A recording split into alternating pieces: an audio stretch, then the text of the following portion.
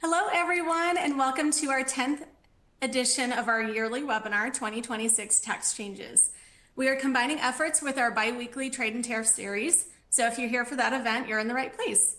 My name is Jasmine O'Cutesy, and I'll be your host today. If this is your first time, welcome, and if you've joined us before, welcome back. I'll review a couple of quick notes before we dive in today. Friendly reminder that today's discussion is for informational purposes only and not legal or tax advice. On your screen is our safe harbor policy, so please take a moment to review. We are recording today's event, so if you want to listen again or share it with a colleague, you'll receive the recording within 24 hours. The console you're looking at can be customized, so feel free to move or resize the windows, and the additional resources section contains the slide deck and other related links. There are several ways to engage with presenters and fellow attendees today. First, please submit any questions you have for the speakers in the Ask the Questions box. Feel free to submit any troubleshooting questions there as well, and we'll help you out. Second, you can join our attendee chat by clicking the icon at the bottom of your screen. We encourage you to introduce yourself, network, and discuss today's topic there. We are offering 1 CPE credit for today's presentation. For those looking to receive CPE credit today, please note that you'll need to respond to at least 3 poll questions and be present for at least 50 minutes. Once you have met the CPE requirements, your certificate will be available to download in the Earn Certification box on your screen. Your certificate will also be available in the post-event email. So let's meet today's presenters. Gail, I'll go ahead and pass it over to you to introduce yourself first. Thanks, Jasmine. Hi, everyone. Thank you for joining us. So I started researching and writing about sales tax policy changes when I joined Avalara in 2012. And for the past 10 years, I've compiled the year's key tax policy developments into our annual tax changes report. As Jasmine said, this is our 10th edition. And I've done so with the help of an incredible team of writers, designers, editors, and subject matter experts like the powerhouse panel here with me today, Scott Peterson, Argi O'Leary, and Craig Reed. So Scott, I'll let you introduce yourself. Thank you, Gail. Welcome, everybody. It's nice to have, and as Gail said, she's been writing these things for 10 years, and I've been giving these presentations on what she writes for 10 years, so it's a wonderful partnership. Thank you all for joining us today. What's going on in tax today is frankly almost overwhelming. 2025 has been a remarkably busy year in sales tax, and I'm gonna let Craig wow you with what's been going on in tariff, but you all know this is the world-class year in tariff changes. Thank you. I'm a Vice President of Government Relations for Avalara, been here 13 years. Have been having a grand time talking to people about how taxes apply to their business and to their clients. Argi? Thanks, Scott. Thanks for having me too, as the Ryan outsider here. So I'm Argi O'Leary. I'm a principal in Ryan's advocacy practice. I've been with Ryan for just shy of 4 years. And before that, I was a deputy commissioner with New York State Tax and Finance for almost a decade. So lots of experience in tax administration as well now on the consulting side. And I'll pass to Craig. Thanks, everyone. It's fun to kind of combine efforts here with Trade and Tariff Tuesdays with the tax changes report. So I'm happy to be on with everyone here. You can see from my picture, I'm a little bit more gray. I think that might have started in February this year when all the tariff changes took place. But it's been a heck of a year in the cross-border space. So we'll take you through a little bit of that today, and you're always welcome to join our Trade and Tariff Tuesdays every second Tuesday and get more information. But look forward to talking a bit of cross-border and just finding out what's going on in the world of tax. So I'll let you guys take it away.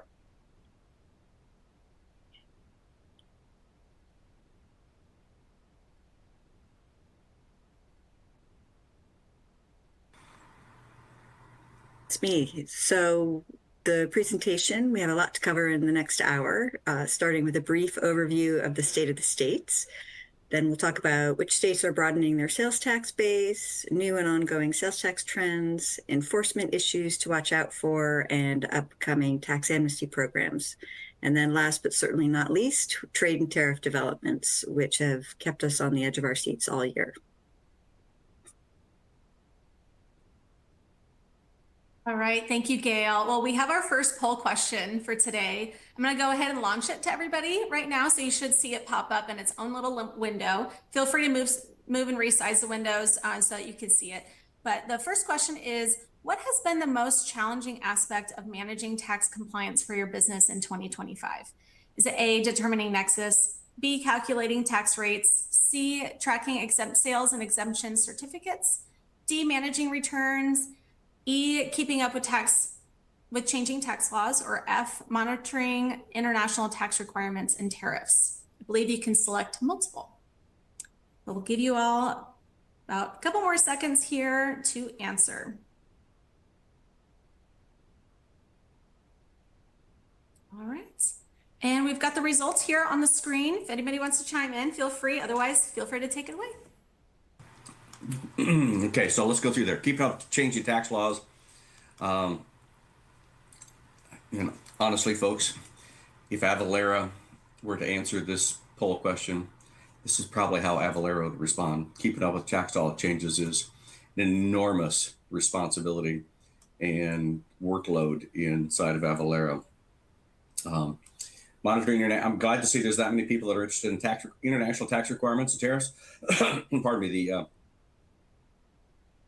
challenge, and Craig will go through this very great detail and very well, is that it's going to, almost every week it changed. And it has been a real challenge just keeping up with tariff changes has been more than a full-time job for most of Avalara, in addition to all the other tax changes.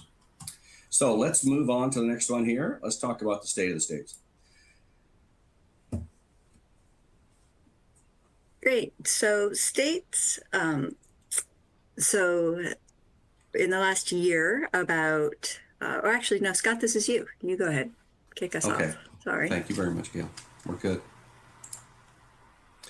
The economy today, you all know this, but the United States isn't a single economy. No state is a single economy. Every state has multiple economies. There's almost nothing related from the north, from the Oregon border in California to the Mexican border in California. Those two economies are, the two ends of that state there's like 15 different economies inside of California. There's 3 or 4 economies in Washington. Washington, D.C. is probably the only one that has one economy, and it doesn't have one economy. So if you have a city itself that's 100% government that doesn't have one economy, you can't imagine that the rest of the country is an entire economy. It is little tiny economies that make up this whole. And often they are completely different from each other, and they react to changes differently than each other. I'm from South Dakota originally. South Dakota's economy consisted of 2 things, just 2, tourism and agriculture. One might be doing great and the other's not doing so well. If it doesn't rain in western South Dakota, there's no corn, and there's no wheat and no soybeans. Those farmers are in trouble. Same thing if the price of gas went up to $4 a gallon in South Dakota, there'd be no tourists. So we look at this from not the national economy, but from the perspective of each individual state. Now, this particular slide comes to us from an economist at Moody's who looks at what each state's economy is doing. And it's his view that a good share of the economy, a good share of the United States is already in a recession, which honestly, there's probably one state in a recession any given time, any given year.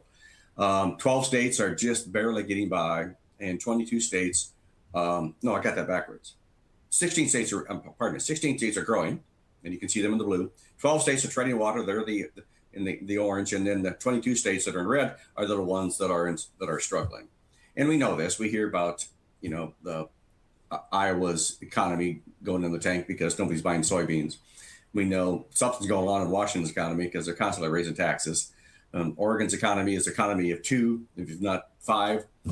So every one of these people have a different reason to be where they are today, but there aren't that many that are really doing well. And it's kind of odd. Texas and Illinois both doing well. Normally, Texas and Illinois do not align. They're not in sync because their economies are radically different from each other. And Florida and Texas maybe more so. This year, we're seeing really odd outcomes around United States, and that's going to continue. What's going to make it even worse is that the federal budget is going to have to change a lot in the next few years to account for the lack of tax receipts and the continuation of excess spending. We are no closer to a balanced budget today than we've ever been, and in many ways, it's getting worse. That can't continue. Keep saying this every year. That can't continue. Well, I'm going to say it again. It can't continue. So next year, somebody's going to have to make some efforts to do something to lower how much money we spend and to increase how much money we bring in revenues. These things just are not sustainable. What's really going to harm states this year in 2026 is the changes the federal government made to Medicaid. Medicaid is a dual funded program, partially funded by the states, mostly funded by the federal government. The federal government has reduced the amount it's going to spend on Medicaid. And the same thing with SNAP. SNAP has always been 100% federally funded, although it's 100% state operated. Starting next year, there's going to be a sharing of the cost and a greater attention on how states administer it by the federal government. And there's going to be penalties that are associated with failure they call it fraud, and it may be fraud, it may just simply be errors. But there's an error rate out there that exists in the way SNAP funding is, how SNAP money is used. On top of that, you have a requirement in the SNAP funding that states, not a requirement, it's an opportunity. So an opportunity in SNAP funding that states can get more SNAP money from the federal government if they limit what a person can purchase with SNAP. And we're starting to see that. I read an article yesterday where 18 states have already had their waivers approved by the federal government. And waivers in this case here have the effect of reducing the sugar content food that a person could buy with SNAP. Everybody's complained that you shouldn't buy heavy sugar stuff in the first place, and you shouldn't buy it with federal tax dollars. So we're starting to see that. So we have all those things that are going along, plus the fact that the federal tax changed, thereby reducing, and Argi's the expert on this, I can't remember if they reduced federal taxable income or federal adjusted gross income. But every state that has an income tax, and that's 40, have an obligation to look at their own income tax to see how the federal changes roll down through their tax. Every state except for 2 starts off with their income tax starts off with a federal number. It's either the federal adjusted gross income or it's a federal taxable income. So in every situation, a state's tax is a function of what the federal government does to its tax. And they made some pretty significant changes to their tax this year, and all those are rolling down to the states. And we're starting to see states do odd things. Odd things. They're doing normal things. They are changing their tax so that there is an accommodation for what the federal government did, and it's not a Republican versus Democrat thing. I've seen both Republican states and Democrat states have accepted the changes made by the federal government to their tax structure. And I've seen both Republican states and Democrat states reject them. So what the effect is, as you can see here in like Colorado, these are making the budgeting process more complicated because what they're coming in for income taxes is going to change if they don't do something. What they're getting in the way of SNAP benefits is going down. They're going to have to do something. And they now have to come up with more money for Medicaid if they want to participate in Medicaid to the extent that they have in the past. So we believe this is going to lead to rather significant tax changes inside state governments, and that are unrelated to, even the ones that are unrelated to the federal income tax changes.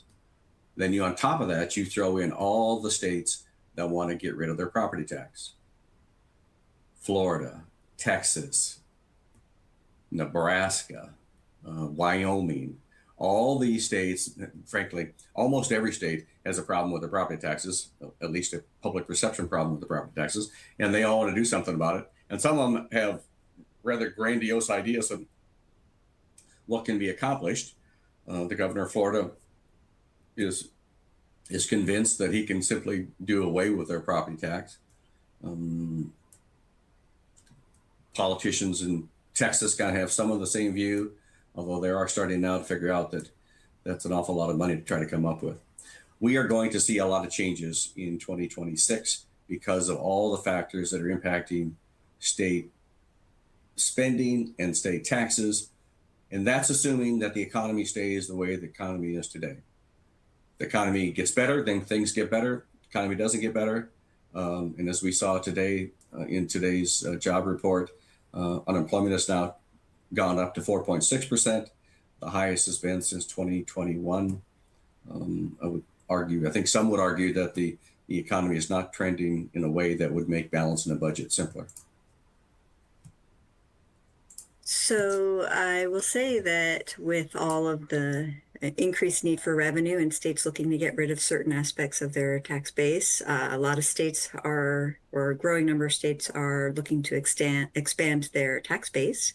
We saw at least 9 states do that in 2025, including Louisiana, which began taxing digital products on January 1st, North Carolina, which started taxing rideshare services on July 1st, and Rhode Island, which started taxing short-term parking on October 1st.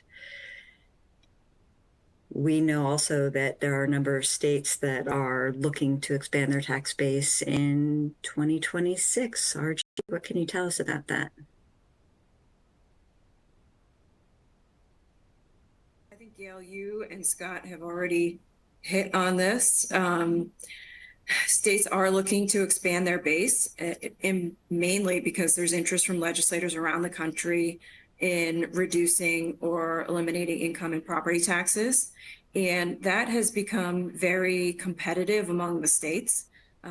They're kind of racing against each other to be able to say, you know, we've eliminated income taxes or we're lowering property taxes. And there are a lot of lawmakers who are legitimately concerned about people, particularly seniors, being priced out of their homes through ever increasing property taxes. But there's also a recognition that any effort to adjust income or property taxes requires some other revenue source or a decision not to deliver the same level of service. Scott also hinted at that. So legislators are looking to the digital economy. And the digital economy has grown tremendously since the 90s when the internet was introduced. And now, in many respects, when we're looking at AI, cloud computing, blockchain, all of those new technologies, the digital economy has become the economy. So it's not surprising that governments are attempting to tax what's happening digitally in our economy.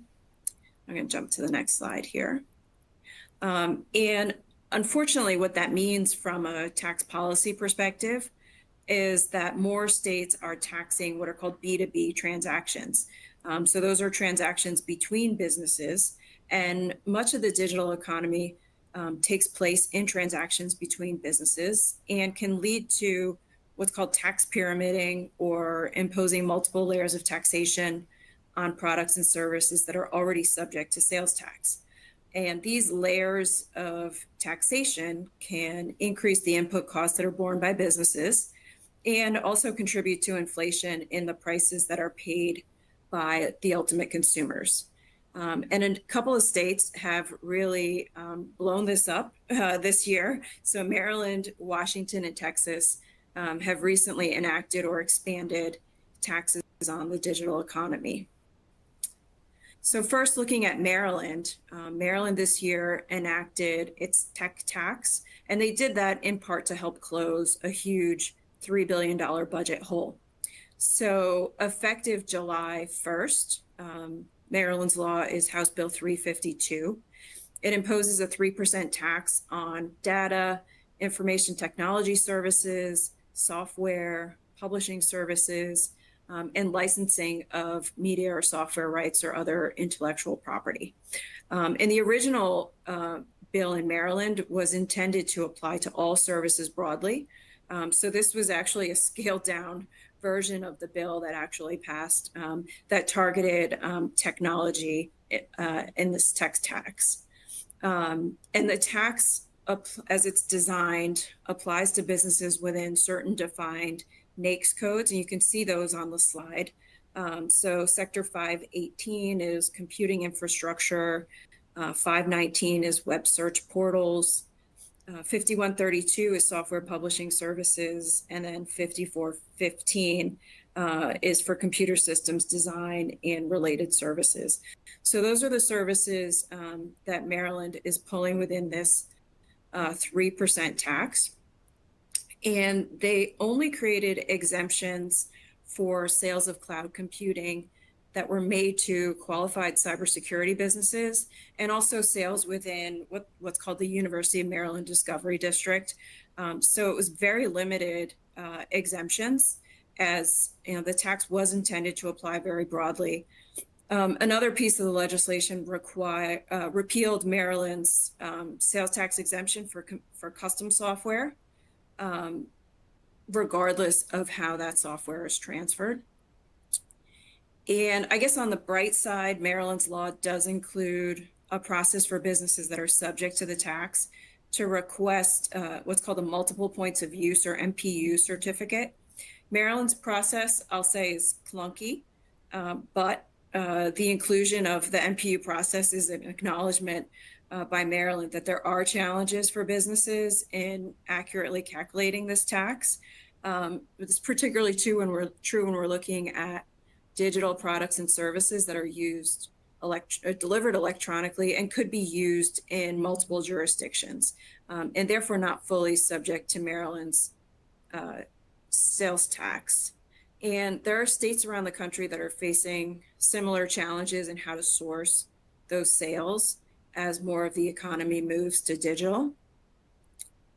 So let's look at Washington. So Washington State this year also started taxing more of the digital economy.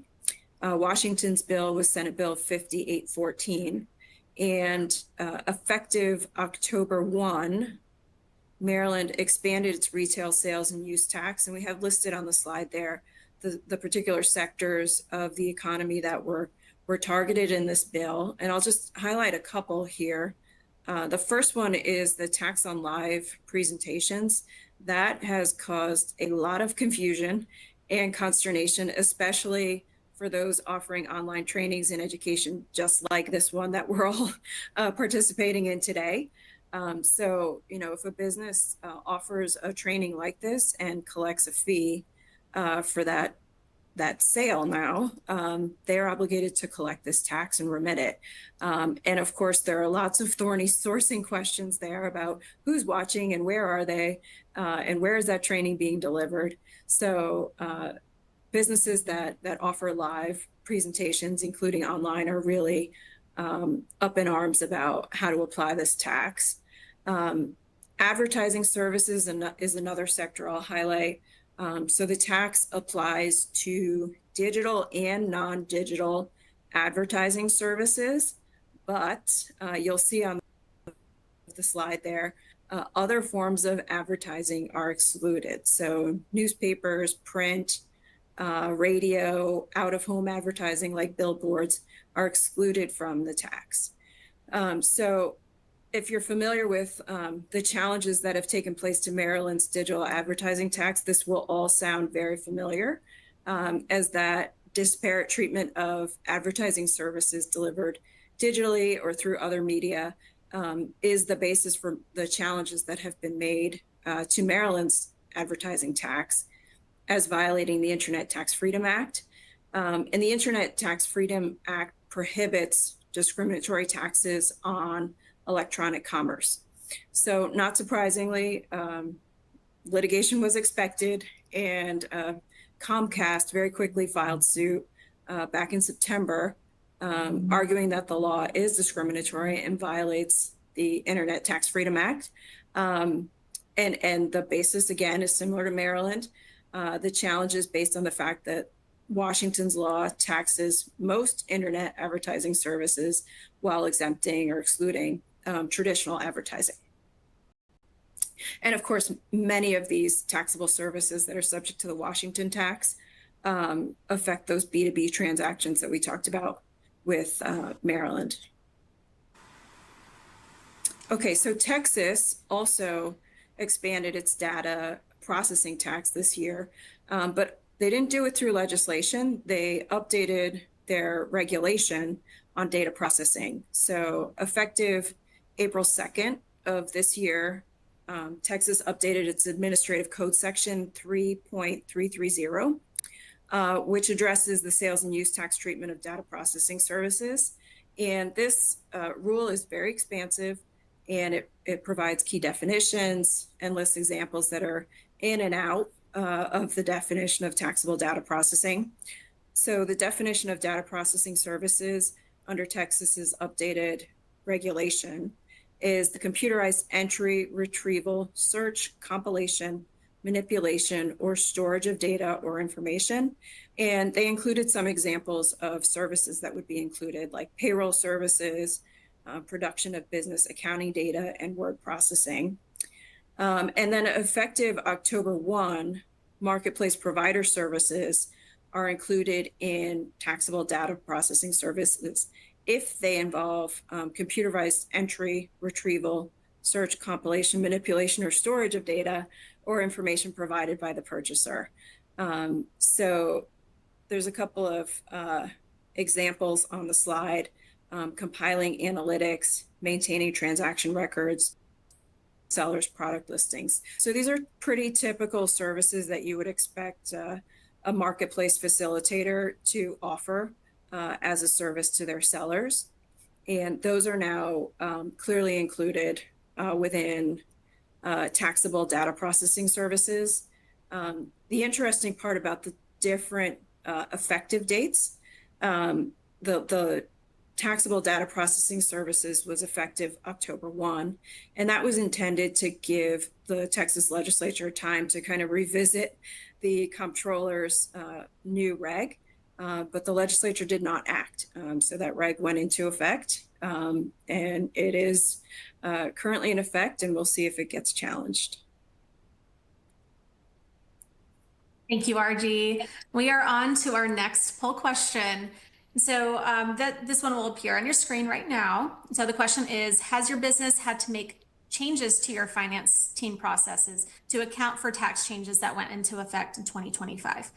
Is it have you had to hire more people, outsource tasks, or other?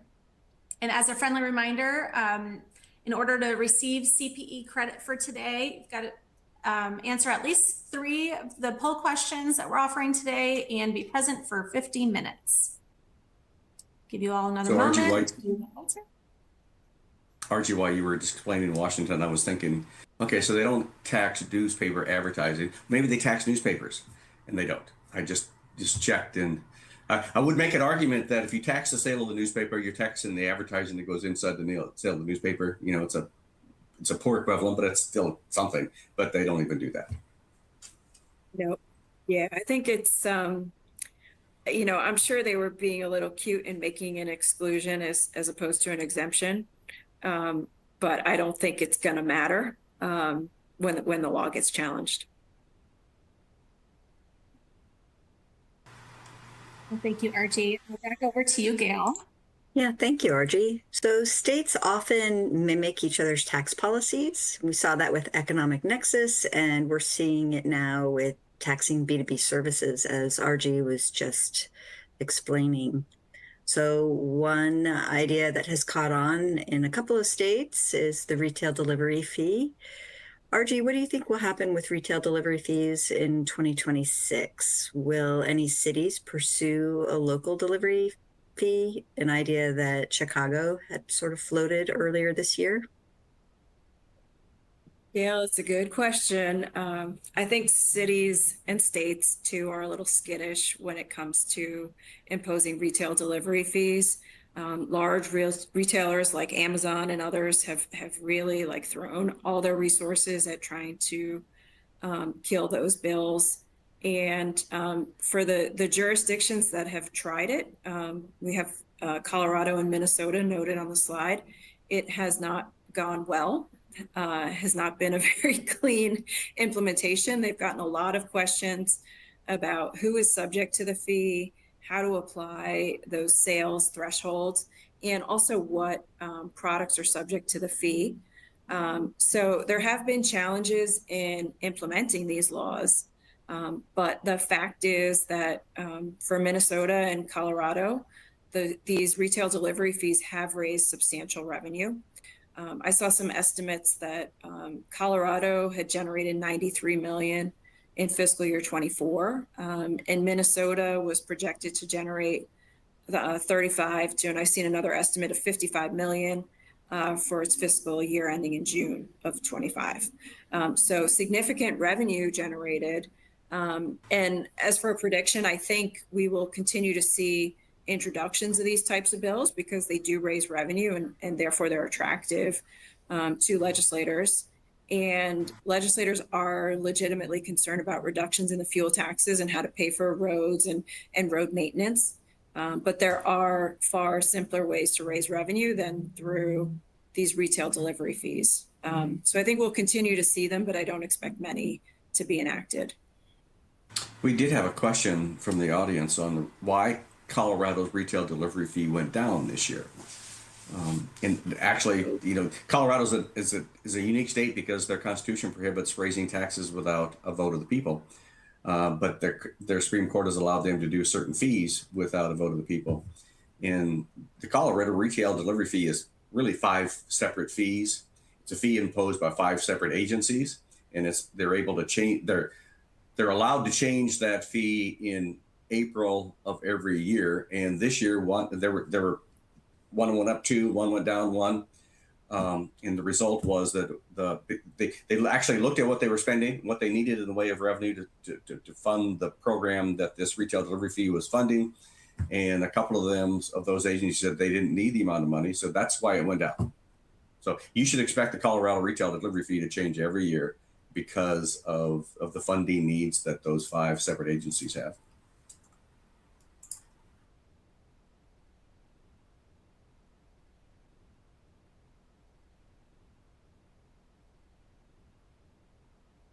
So moving to the next slide, another common challenges that businesses face is figuring out where they are actually subject to tax in a jurisdiction and when they are obligated to collect sales tax on behalf of that jurisdiction.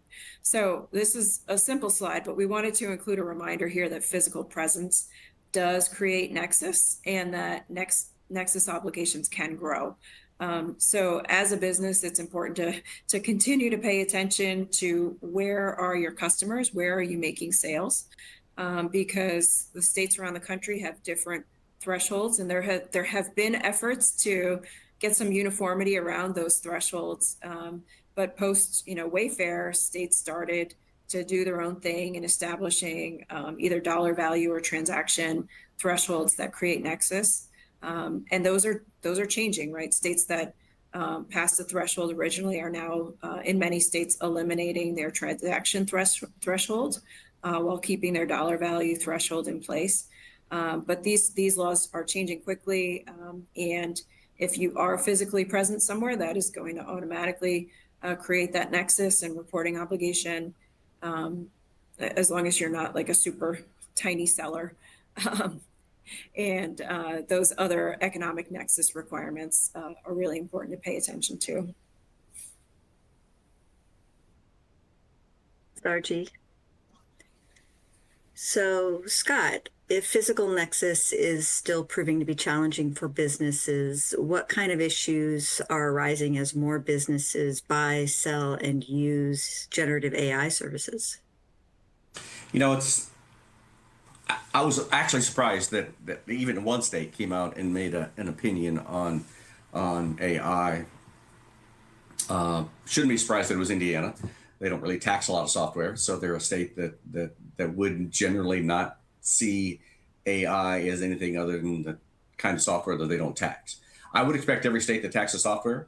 I mean, AI is software. I mean, the people that provide some sort of of service to you and I through some variation of AI or providing a software service to us.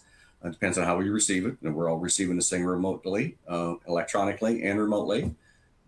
So therefore, the states that have used those two terms to define how they tax or how they exempt the use of software are going to come down on that answer. So South Dakota taxes all software. So they will tax generative AI. Hawaii, New Mexico, they tax it all. Iowa probably will. Indiana doesn't. Oklahoma doesn't. North Dakota doesn't. So this should follow the same pattern as most software questions. Is it taxable in the state? Is it pre-written computer software? Because that's always tangible personal property and always taxable. Is it custom software? Yeah, not really. I can't customize it. Isn't customized for me.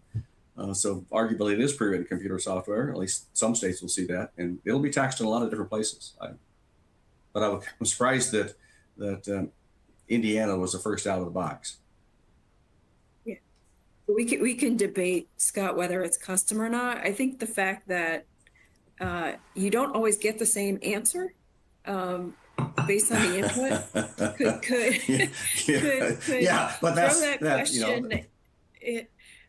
So it's an interesting area. I think it's going to continue to evolve. But yeah, definitely interesting that Indiana was first out of the gate.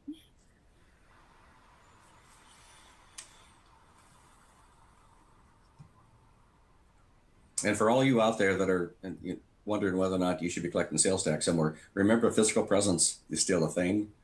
We talk a lot about economic nexus and how it's you need to measure where you're making sales. But if you got employees that you hire somewhere in the state that you're not collecting sales tax, you need to ask that state whether or not what that employee does in your state creates a physical obligation for you to collect their sales tax, because they will compare the withholding tax that you remit to them, to that state for that person's income taxes with that sales tax license. So Illinois, we love Illinois at Avalara. They make things really complicated, and you may not like them. You may not like the complication, but for somebody that's in our business, they're a really good customer. So they've joined the bandwagon of eliminating the 200 transaction component of economic nexus. That goes into effect on January 1. A good share of the country now doesn't have that 200 transaction component. And like all the other states that have eliminated it, you have the ability to stop collecting sales tax if that is the reason why you were collecting sales tax in the first place. You should ask the Department of Revenue what conditions are put in on that, getting rid of your license and not collecting.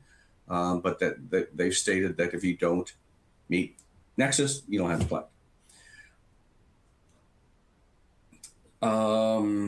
January 1, the state is repealing its 1% sales tax on groceries. That money used to go to cities. Now, in lieu of that, the state has given the cities the ability to impose their own 1% sales tax on groceries. Illinois, like most states, gives local governments once or twice a year when they can change their sales tax rate. And that's what happened here. So on January 1, there's something like 600 cities in Illinois who's going to start taxing groceries. And they had to provide notice to the Department of Revenue as before October 1 of this year. And you may see some more that do it next year. They have to provide their notice to the Department of Revenue by April 1 of next year for a July 1 effective date. The Department of Revenue's had to change their sales tax return. The definition of groceries remains exactly the same as what it was with the state, and each local government has to use the same definition. So there shouldn't be a taxability question, but there is certainly do I now have to collect so there's 600 plus cities that have a sales tax now on groceries. That's not all of them. So now you have to pay attention to which cities haven't elected to start taxing groceries.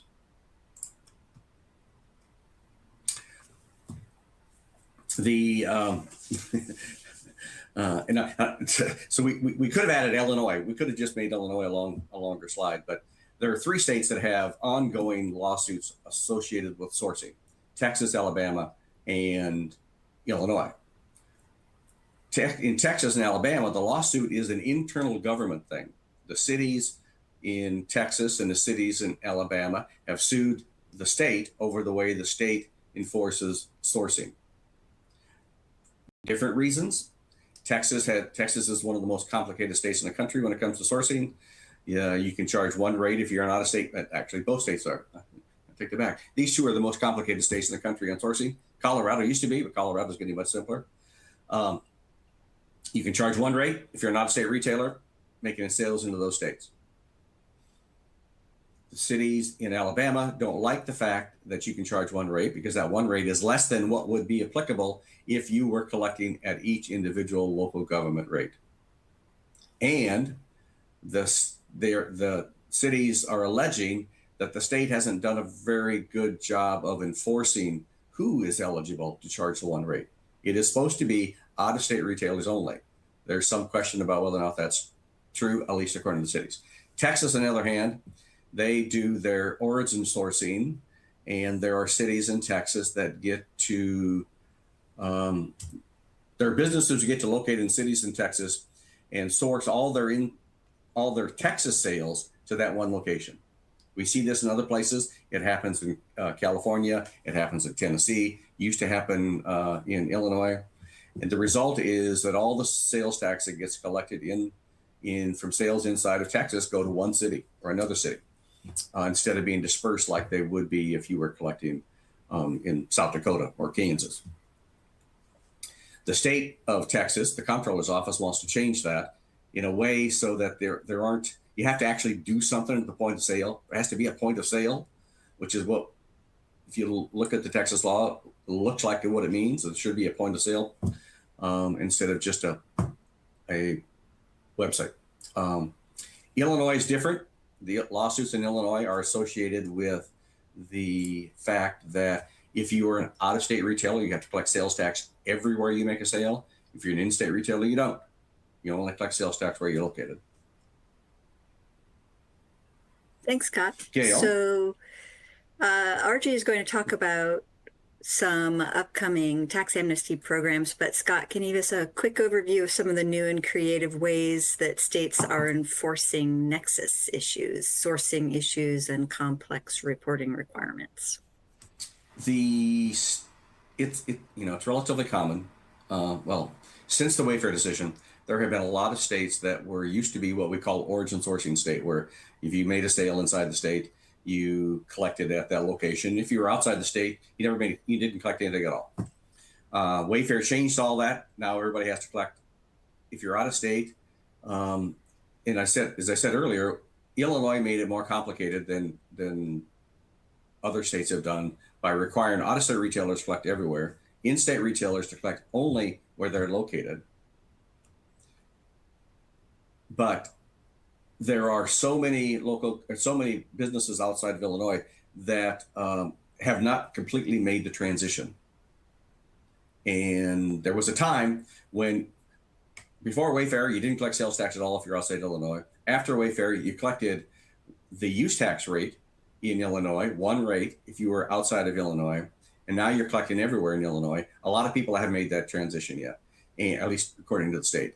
So what they have authority now to do, they as a Department of Revenue, is to impose a 15% tax on your sales if you are not properly collecting in all the jurisdictions where you're doing business. This is an after the fact assessment. You will file a return.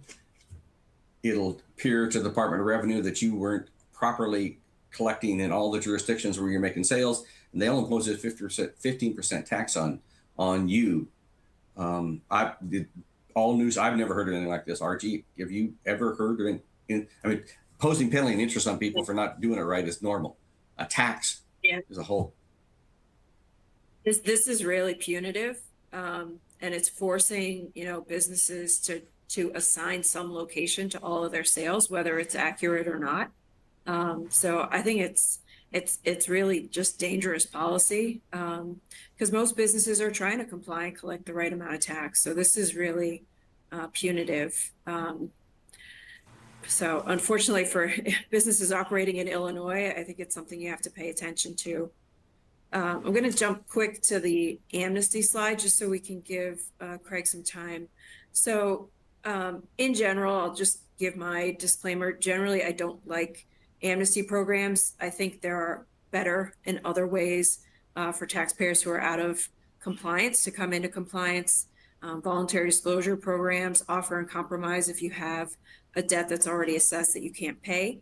I always encourage taxpayers do not wait for an amnesty program, but there are a number of states that are still making amnesty available to certain taxpayers and tax types.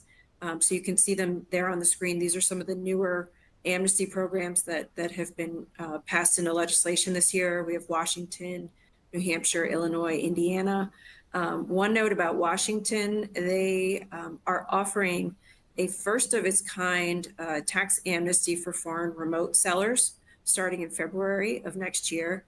So Washington is really making an effort to bring some of those foreign sellers who may have nexus but are not reporting into compliance, and that's why they're doing that amnesty.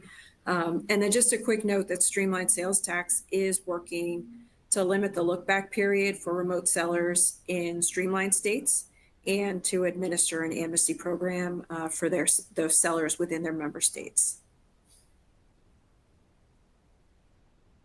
All right, we are on to our third poll question for the day. The question is, and it should pop up on your screen, right? Oops. All right, right now. All right, so question is, has your business ever participated in a tax amnesty or voluntary disclosure program? Say yes, no, or I don't know. All right, we're gonna move on to the next segment here. Over to you, Gail.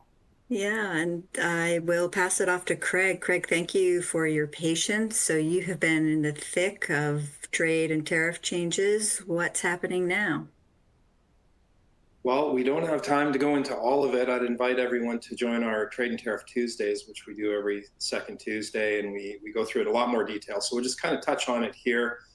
If you felt like there's been a lot of tariff increases, you are not wrong. There's been 3 million total tariff increases worldwide since January 2025 until to date. So we're not even done the year yet. So that's about a 46% increase, something like that, which is substantial. So keeping track of all of this is what we do here at Avalara. But obviously, if you're a business and trying to keep track of it, it becomes very daunting. In terms of economic impact, so there's tariffs on roughly 70% of imports now. So that means the Tax Foundation actually did some research and said that the current and scheduled tariffs are going to offset much of the economic benefit of the One Beautiful bill. So it remains to be seen. There's a lot of, I'm sure you've all read lots of different articles from economists that are saying it's going to have a negative drag on inflation. Obviously from the government saying it's going to boost manufacturing. And there's been, I don't think either one has been right to date. So we're going to see what happens, I guess, as we kind of go through this journey. But it is really unprecedented since the Smoot-Hawley Act in the 1930s. That's when tariffs were this high. But we really are in uncharted territories and uncharted territory in modern times, that's for sure. Some news items. Obviously, we can't cover all the different news. Again, I'd invite you to join us on our webinar where we go through this in a lot more detail. But last 2 weeks, a few things that are topical, and maybe you've read, Mexico Senate approved tariffs of up to 50% on a lot of imported goods without free trade agreements. So this is to align with North American trade policy dynamics. So you can see Mexico trying to align itself a little bit more with the US policy. And then the other thing that I'm noticing, especially as sort of the US tariff landscape takes shape, is other countries are starting to look at how they trade with each other. I'm based in Toronto, Canada, and that's certainly very topical up here. Canadian trade deals and discussions with India and China. You can see here, India and Mexico are in talks for a preferential trade deal, which would impact a lot of the Indian exports. China is an interesting one because a lot of people probably would have felt that the impact on them would have been significant, but their exports have shown resilience. A lot of them are going to different countries now, especially the EU. So it'll be interesting to see how all these shifting trade flows ultimately end up. And I think that's really what we're going to see in 2026 is a lot of change in terms of trade flows and how countries negotiate with each other to minimize the impact of the U.S. tariffs. Again, topical, Costco filed a lawsuit against the U.S. government challenging the IEEPA tariffs and seeking a refund. We'll see what happens with the Supreme Court judgment, which last I read is going to be somewhere in January timeframe, maybe. So we'll see what happens with the Supreme Court. And the other big piece of news is the EU is going to end de minimis. We're expecting that to happen relatively early in 2026. The UK has followed suit, saying it's going to be, I believe they said 2028, but again, news on the ground is that they may speed that up and kind of mirror what the EU is doing. So we'll see what happens there. Here's a lot of what mixes folks up, and we get a ton of questions about this when we do our webinars, is how do all these things ultimately sort of filter through and take place? The 232 tariffs especially are very confusing for folks. Those are just in general the material tariffs, so that'd be copper, aluminum, steel, lumber, but especially the metals are causing a lot of consternation with folks. And actually, I just read before we started this webinar that CBP is now saying it's not just the metal content itself, but it's also the value add of manufacturing overhead, et cetera, that was associated with the metal that needs to be declared as part of the 232 tariffs. So incredibly complicated. Again, we have services that allow you to figure that out, but it has become very complicated in terms of how you figure out your underlying tariffs and how they stack up. But in general, there's a few things that, I'm one slide ahead. The end of de minimis is another big news item for everyone. I'm sure everyone's aware of this. On August 29th, the de minimis exemption ended in the US. So that means that except for postal, so postal is a little different. Postal, it's just the IEEPA tariffs that apply to postal shipments, but anything else coming in commercially requires a 10-digit HS code. Postal is going to shift to 10-digit HS codes. It's probably going to be announced in February and implemented thereafter. But what does that mean? It means that you need to have accuracy in your tariff description. You need to have accurate HS codes. It means you need to know all the rules associated with your goods starting from value 0. So that's really, really important that you understand. I'm going to go through that in a little more detail when we get to the 4 horsemen. And I'm kind of rushing here because we're low on time, but the end of de minimis obviously is a very important development. So what did that mean? There's about 1.4 billion in de minimis shipments that entered the US in 2024. It was suspended for China in May. It was suspended for the rest of the countries in August, as I mentioned.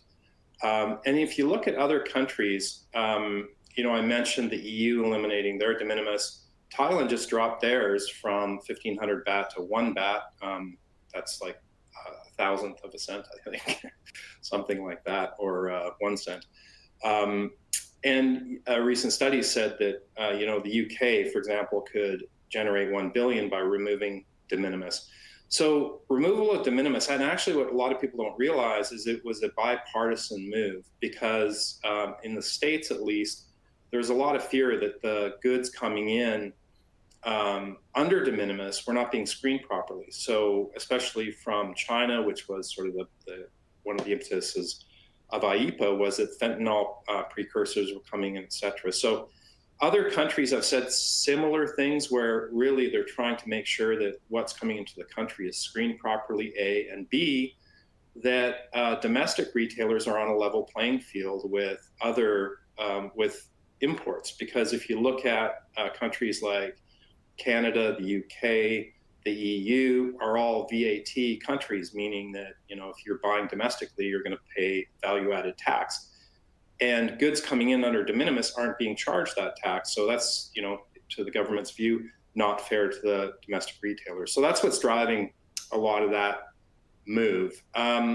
This is one of my favorite slides. I think this is something we go over every time we do a webinar. It's really important that you understand these 4 pieces of information for your goods, especially now that enforcement is becoming a little more stringent.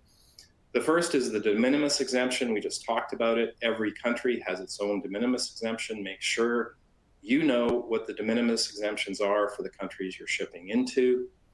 Second is country of origin, and obviously this has become very, very important because country of origin is a large determinant of what you're going to end up paying. We all know that Trump, for example, is like in the news, has placed tariffs on different countries. That's the country of origin. So, and folks get this mixed up with the country of shipment all the time. Country of origin means, in general, where the vast majority of the value of the good was added, not where it was shipped from, but where the value was created. So make sure you know your country of origin. Third, and probably most important, is your tariff code. You can think of a tariff code as a numeric description of a good. Every country in the world is common up to 6 digits. However, every country in the world also appends between 3 and 6 more digits. So it becomes very, very complex to understand what is typically a 10-digit code. And just so everyone understands how duty rates work, except for postal in the United States, tariff codes are, think of it as like an Excel table. The tariff codes would be the rows describing the goods. The country of origin would be the columns. The intersection of those two things is the duty rate. So that's why it's so very important that you understand the country of origin and the tariff code. And then, of course, the declared value is the value that is going to be multiplied by that duty rate. So you need to know your declared value as well. And sometimes it could be, there's different rules around declared value, but you need to understand what applies to your goods. So make sure you understand your declared values. What are we seeing in terms of, obviously there's been a lot of changes in how folks think about inventory and supply chain. In the past, there used to be a lot of publicity around just-in-time, for example. I think that's changed pretty dramatically from just-in-time to resilience. So, exploring diversification of your shipping carriers or sources of supply, that's been a common theme.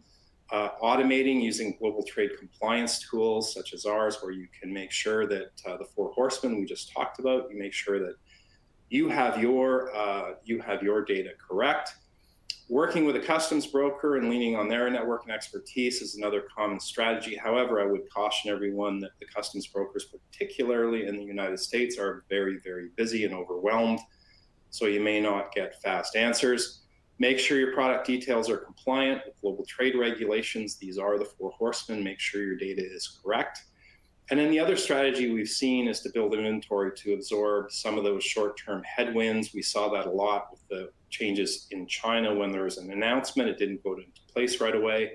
A lot of goods came in just to get ready for that. That's another strategy that we have seen. All right, how did I do? 1 minute left. All right, so we can get to a poll question. What has been the most challenging aspect of managing tax compliance for your business 2025?